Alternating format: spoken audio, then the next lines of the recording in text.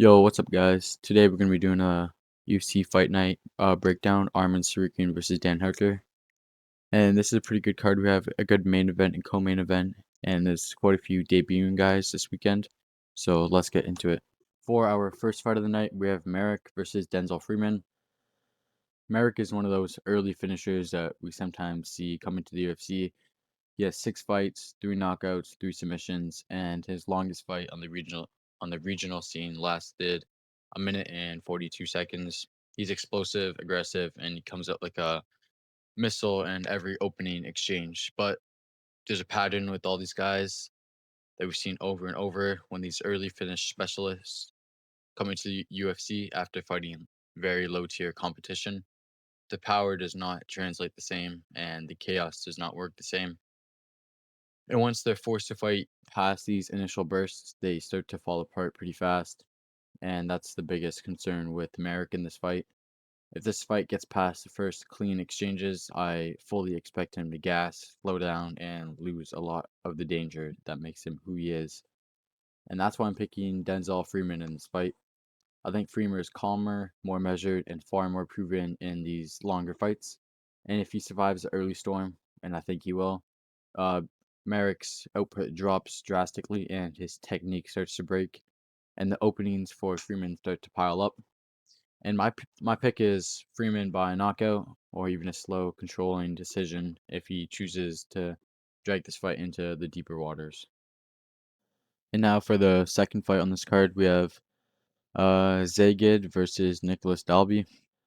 Nicholas Dalby is now 41 years old, and as tough and durable as he's been throughout his career, you can't ignore the fact that he's getting up there in age, and he's coming off his first knockout loss of his entire career, which is usually the point where you start to see a decline in his durability and reaction time. And on the other side, we've got Zagid, who's running a 5 fight win streak and coming out of a strong camp, looking composed, confident, and probably entering his prime at 31 years old. Zagid fights a lot with a lot of discipline, and his grappling transitions are sharp. And this is a type of matchup where the younger, faster, and the fresher fighter should be able to set up the pace. And Dolby is usually competitive in his fights, but the age difference and the momentum difference are huge factors in this matchup. And I am picking Zigid to win by decision, using his pressure, cleaner timing, and better physicality. But with Dalby slowing down and Zagid having solid grappling, a submission win wouldn't be crazy either. But give me Zagid in this matchup. And for the next fight of the night, we have Aliev versus Rock. Rock does have a really strong BJJ game, and the second the fight hits a mat, he's always looking for your back. That's his go-to sequence. He likes to scramble, take the back, look for control, and start building from there. And he's not a terrible striker either. Like he uses his teep kicks well to manage his distance, break the rhythm, and create those moments where he can shoot underneath or force a scramble. But even with Rock's grappling danger, I do think Aliev has the better overall wrestling game, and that's the key difference here. Aliev's takedown timing, his chain wrestling, and his ability to stay heavy on top are all going to make Rock's BJJ game a lot harder to pull off. Rock is dangerous in transitions, but I think Aliev is strong, positionally sound, and much harder to sweep or reverse than the guys Rock has been beating. And because of that, I am picking Aliev to control the grappling exchanges, neutralize the scrambles, and win this fight with top pressure. And I'm going Aliev by decision, and I think he keeps everything safe and controlling most of the minutes in this fight. And the next fight we have is Loder versus Nardiev. This is one of the fights that's actually pretty hard to predict because both guys have a very clear and very dangerous path to victory. Nardiev is definitely the cleaner and more polished striker. He's faster, sharper, and he's going to be the one that's going to win majority of the stand-up exchanges. If this stays at a kickboxing or boxing range for long stretches of the fight, Nardiev is gonna look like the better fighter.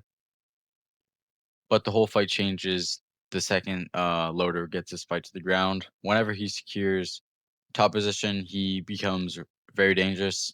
His top pressure is heavy, his ground and pound is real, and he knows how to progress, positions without, um, giving opponents space, and if he gets Nardiev down even once or twice, he is actually very live for a stoppage, I think, or at least long stretches of control.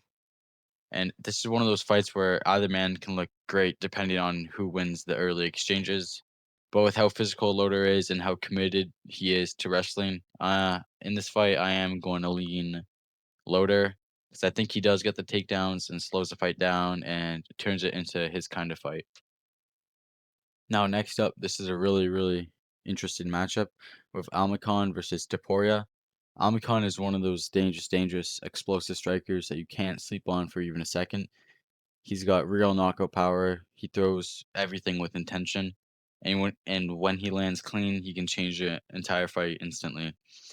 On the feet, he's absolutely the more volatile and dangerous guy. But Tapora is a very different kind of fighter. He's very patient, composed, and he does not rush into things that he doesn't need to. His striking is clean enough to survive on the feet, I think. But the real separation in this matchup is going to be the wrestling and jiu-jitsu of Taporia. Tapora is strong in the clinch, and his takedowns are well timed. And once he gets on top, his transitions are smooth on the mat and they are efficient. And this matchup kind of feels like a chaos versus controlled fighter. If Tapora fights smart with mixing in his wrestling early and avoids the big power shots coming from Almakhan, he should be able to drag Almakhan into these grappling exchanges. And that is why I'm picking Taporia to lean on his grappling and to win this fight by decision. But honestly, I would not be totally surprised if he gets a submission on Amakan because I think his grappling is very high level. Next up, we got Horiguchi and Ulanbekov. Horiguchi is going to have the striking advantage in this fight, and that's clear right away. He's fast, technical, and mixes his kicks beautifully. And his overall stand-up game is just smoother than what Ulanbekov brings. And he's also had a great run in the UFC at 7-1, proving he can perform at the high level. And on the feet, Horiguchi is absolutely the more dangerous and polished fighter.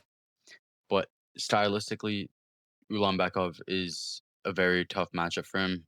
To Gears, Ulanbekov's entire game is built around non-stop takedown attempts, chain wrestling, and forcing you to defend grappling pressure for all 3 rounds. And he doesn't need to win the striking. He just needs to close distance, get on the hips, and make this a wrestling heavy fight where Horiguchi cannot get his rhythm. And because of that, I am leaning Ulanbekov here. I think his constant pressure, relentless takedowns, and top control are going to slow Horiguchi down and take away his biggest weapons. So, for my pick here, it is Ulanbekov by decision, but with how aggressive he can be on the mat, I don't think a submission is out of the question either. Next up, we have Yakayev versus Sequeira, and Sequeira just isn't showing UFC level ability at all at this point. He's been finished in 2 of his 3 UFC losses, and the biggest problem in his game is how he reacts under pressure. The second he gets backed up to the cage, he like freezes and shells up and allows his opponents to just keep throwing long combinations without offering any counter pretty much. And that's the defensive hole that gets him punished badly in the UFC, like when he's been knocked out twice, just like this. And on this other side, Yukayev is much more complete. He's sharper on the feet. He's more dangerous in the grappling. He doesn't need to fight in one specific range to succeed. Whether this is standing or goes to the mat, he should be the one dictating the exchanges. And Sequeira just hasn't shown the awareness or durability to survive with someone like Yukea. It's pace and pressure. For me, this is the straightforward read on the card. I think Yukea dominates anywhere the fight goes and gets a finish. My pick is a KO by a knockout or submission, just depending on wherever the fight ends up. Next up, we have Luke Riley versus Bogdan Grad. Grad is a really fun fighter to watch. He's physically strong. He crashes forward with like real intent, and when he gets his hands on you, he can make things very messy, very fast. His style is pressure heavy, gritty, and he's the kind of guy who forces you into uncomfortable spots whether you want to be there or not. I genuinely enjoy watching the way he fights. He's tough, durable, and brings a lot of intensity to every exchange. But I think Luke Riley's striking is going to be the difference here. He's much sharper technically. His shot selection is cleaner, and he's far better at maintaining distance and punishing openings. I think Riley will be able to stuff most of Bogdan Grad's takedown attempts, and even if he does get taken down, he's shown he can get back to his feet quickly without taking too much damage. And because of that, I am leaning Luke Riley in this matchup. Grad has been hurt multiple times in the past few fights, and with Riley's speed and accuracy, I think he will find those openings again. My pick is Luke Riley by knockout and by using his striking advantage and takedown defense to keep this exactly where he wants, but this is going to be a tough fight for him. Next up, we have Asu Almabayev versus Alex Perez. Perez is now 1-4 in his last 5 fights, and it's clear he's hitting the decline phase of his career, and he's coming off that knee injury in the Tyra fight. And when injuries start stacking up at the stage, the explosiveness and the scrambling ability really begin to fade. And Perez has always been talented, but the durability and the consistency just has not been there lately.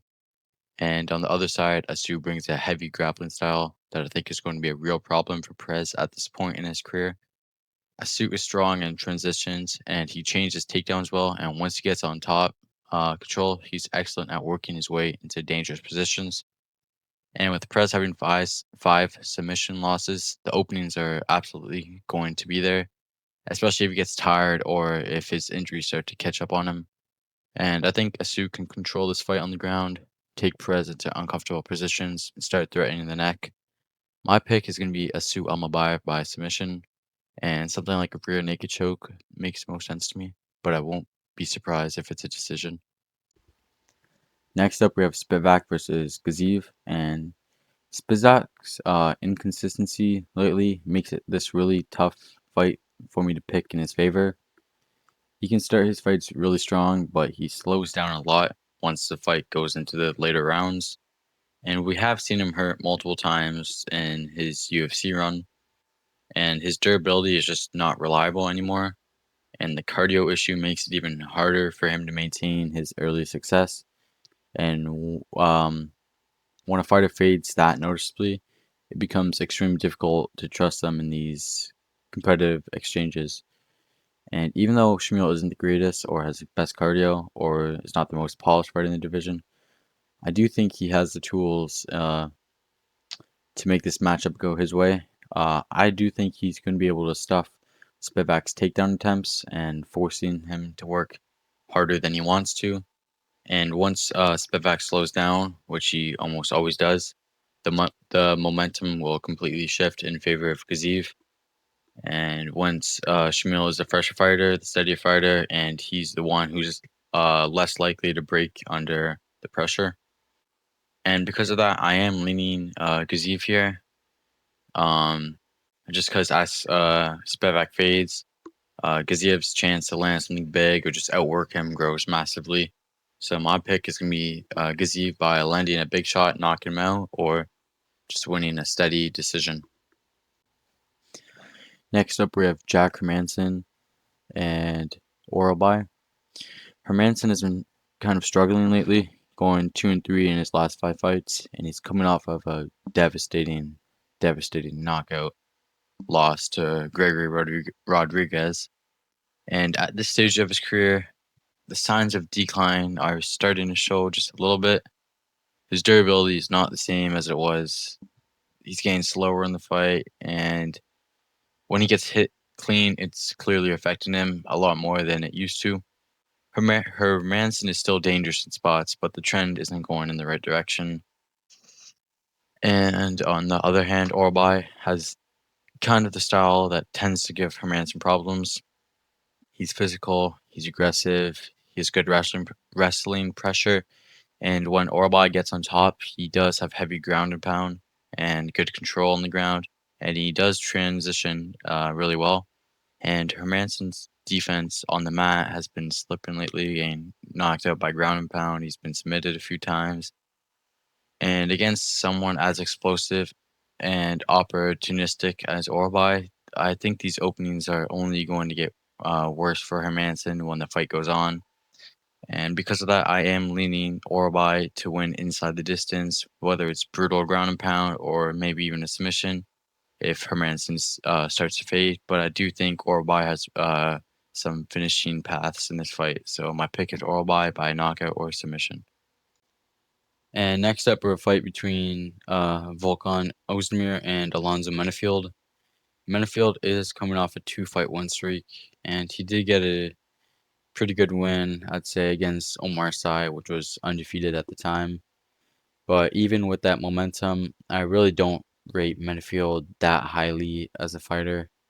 Yeah, he's got real knockout power, but outside of his power, his game kind of feels limited. Like his footwork is usually predictable, his basic setups, and when his opponents survive that first wave, he doesn't have many layers behind that.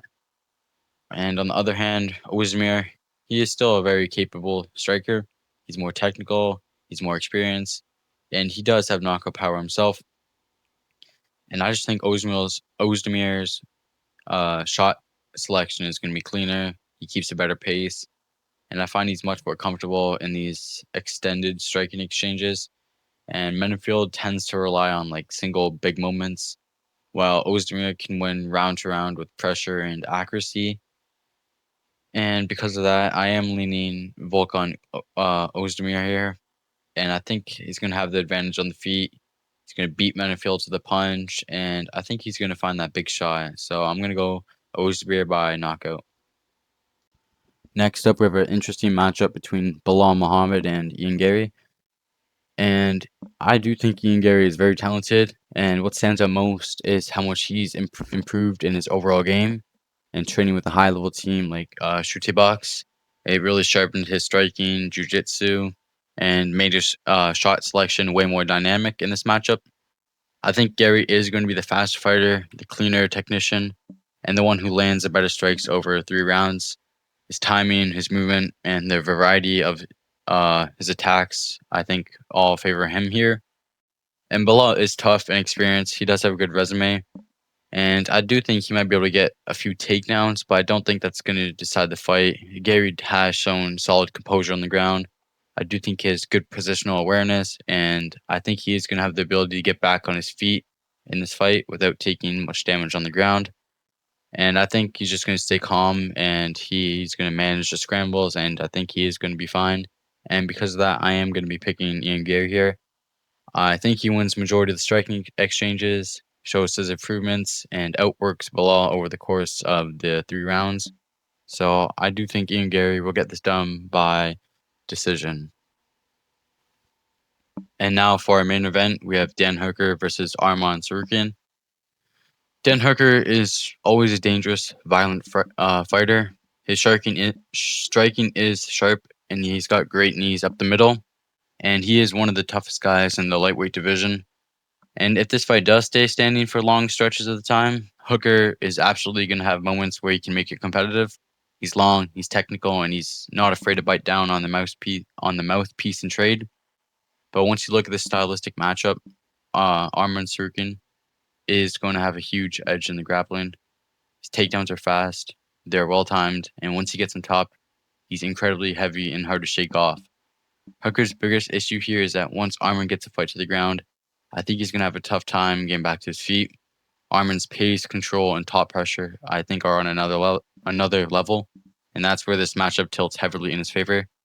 And just because of that, I am going to pick Arman Tsarukyan. I think he gets takedowns constantly, dominates the ground exchanges, and eventually works his way into a finishing position. And I do think Arman is going to get a TKO via ground and pound once he breaks Hooker down on the mat. And that's it for the UFC Fight Night Hooker versus Armin full card prediction and breakdown. I hope you guys enjoyed the video, and don't forget to like and subscribe.